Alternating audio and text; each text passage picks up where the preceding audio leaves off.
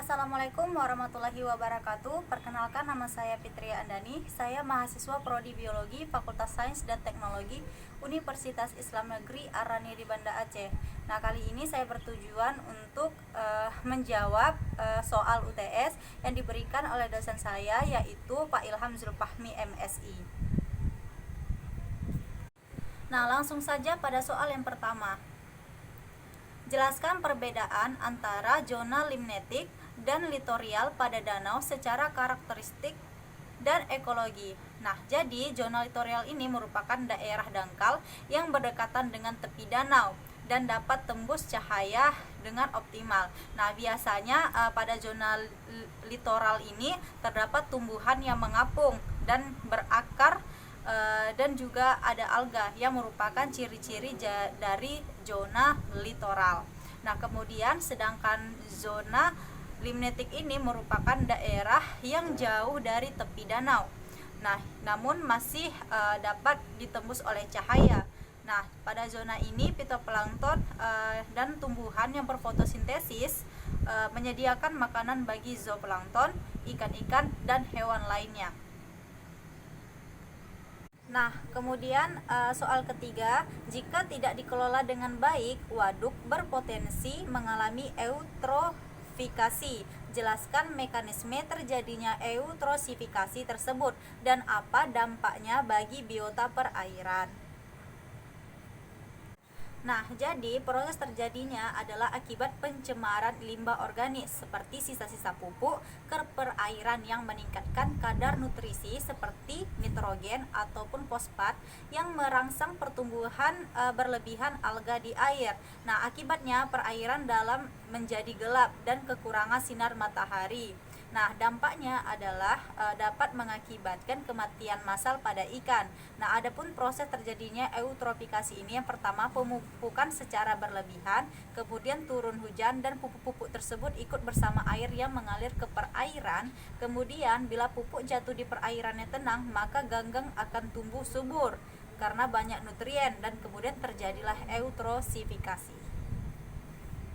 Selanjutnya kita ke soal yang kelima.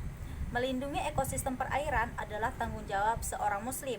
Nah, benarkah pendapat ini? Jawabannya adalah ya, sertakan dalilnya. Hal ini berdasarkan surah Ar-Rum ayat 41 yang berbunyi Zaharal fasadu fil barra wal jahri bima kasabat aydin nasi liyuziqakum ba'dalladzi amilu la'allahum yarji'un. Artinya, telah tampak kerusakan di darat dan di laut disebabkan karena perbuatan tangan manusia. Allah menghendaki agar mereka merasakan sebagian dari perbuatan mereka agar mereka kembali kepada jalan yang benar. Nah, selanjutnya adalah soal yang keempat. Dampak apa yang ditimbulkan oleh pencemar terhadap keanekaragaman ikan pada sungai dan danau. Nah, adapun dampak yang disebabkan dari pencemar ini adalah dapat mengganggu kesehatan ikan dan dapat menyebabkan kematian massal pada ikan, serta pencemaran ini juga tidak baik pada airnya, sehingga air itu bisa menjadi sumber penyakit. Nah, selanjutnya adalah soal yang kedua. Sungai terdiri dari 3 bagian, yaitu hulu, badan sungai, dan hilir. Nah, apakah ketiga dari bagian sungai ini mempengaruhi morfologi ikan? Nah, jawabannya adalah ya. Gak tahu aku. Nah, kemudian adalah soal yang kedua. Sungai terdiri dari 3 bagian, ada hulu, kemudian ada badan sungai, dan hilir. Nah, apakah ketiga bagian ini mempengaruhi morfologi ikan? Nah, jawabannya iya, baik dari segi sisik, kemudian sirip, dan juga ukuran badannya.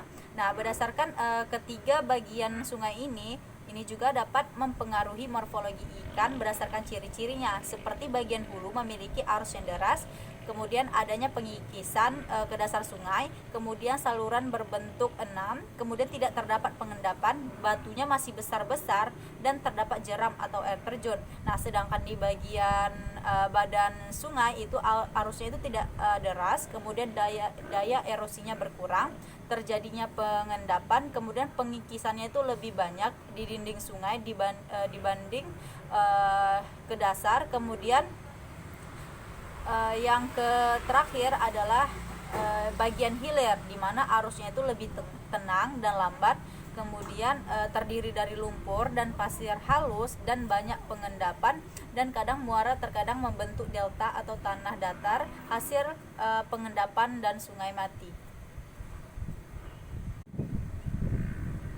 Nah, demikian yang dapat saya sampaikan. Lebih dan kurang saya mohon maaf. Wassalamualaikum warahmatullahi wabarakatuh.